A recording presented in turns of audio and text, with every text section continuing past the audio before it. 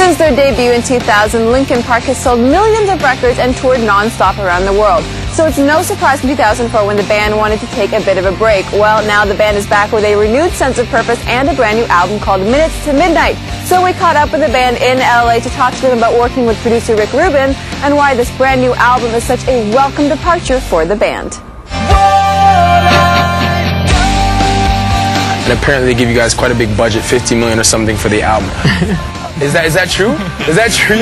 I love that shit, dude. Yeah, dude, they give us $1 billion, dude. It's $1 billion. It's in your pocket right now. Look at it.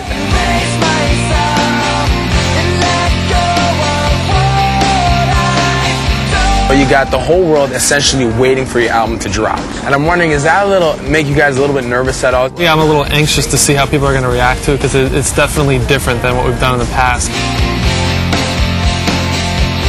When we do it, we're challenging ourselves to make something really unique and different and that doesn't just necessarily fit in with what's going on out there. When we came out with Hybrid Theory and Meteor, a lot of people called it rap rock, they called it nu metal and all those things.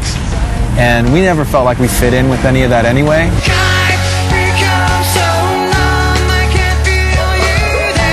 What was it like co-producing the album working with Rick? He's just a legend, you know. Rick is, he's a really unique individual with very unique talents. And he's this very special guy, you know. There's no one else like Rick.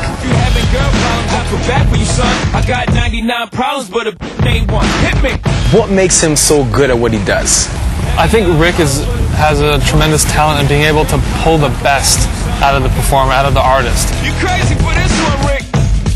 He doesn't force you in a direction or try and force feed you ideas at all. The thing about Rick that I think that a lot of us appreciate is that he's not heavy-handed with the way he guides a band, and he leaves a lot in the hands of the artists themselves to figure out the solutions to their problem. He doesn't need his name up in lights, he just wants to be heard, whether it's the beat or the mic. What is it about the dynamic of the band that allows yourself to do solo projects without affecting the chemistry of what you guys do? After I did the Fort Minor project, one thing that was really nice is that I got back to kind of my roots in the way I started in music. 10% luck, 20% skill. I kind of got back in touch with this thing about having fun doing it, you know? Just enjoying the sound of the music you're making and making weird noises. And I brought that with me with the rest of the guys.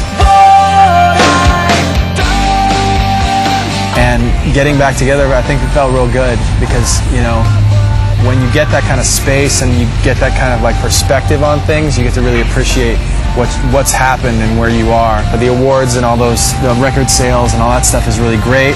But at the end of the day, what we really like to do is get together as a band and write some good music, play some shows. You know, that's where we enjoy the whole thing the most.